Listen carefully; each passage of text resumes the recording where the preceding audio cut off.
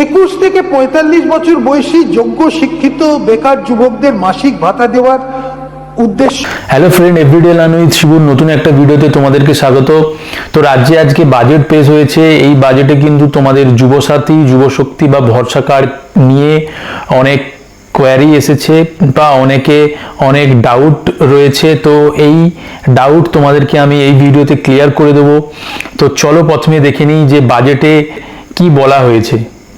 21 থেকে 45 বছর বয়সী যোগ্য শিক্ষিত বেকার যুবকদের মাসিক ভাতা দেওয়ার উদ্দেশ্য অক্টোবর 2026 থেকে ভরসা কর্মসূচি চালু করা হবে। এই স্কিমে গ্র্যাজুয়েট বেকারদের জন্য 3000 টাকা, অন্যদের মাসে 2000 টাকা ভাতা দেওয়া হবে। এই কর্মসূচি যে সকল পরিবারের আয় 1 লাখ টাকার কম এবং যারা অন্য কোনো সামাজিক সুরক্ষা প্রকল্পের সুবিধা পাচ্ছেন না, এইসব পরিবারের প্রার্থীর জন্য প্রযোজ্য হবে।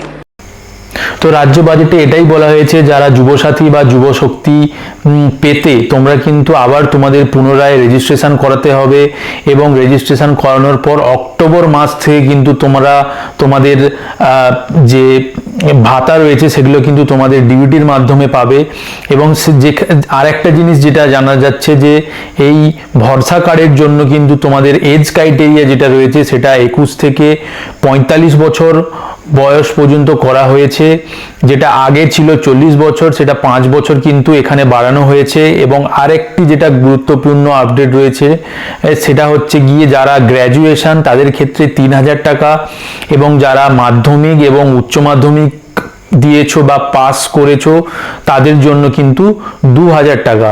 এবং আর একটা গুরুত্বপূর্ণ বিষয় নিয়ে যাদের কনক্লুশন রয়েছে সেটা হচ্ছে মাসিক আয় না বছরের আয় 1 লক্ষ টাকা। তো তোমাদের বাজেটে বলা হয়েছে বছরের আয় 1 লক্ষ টাকা হতে হবে পরিবারের।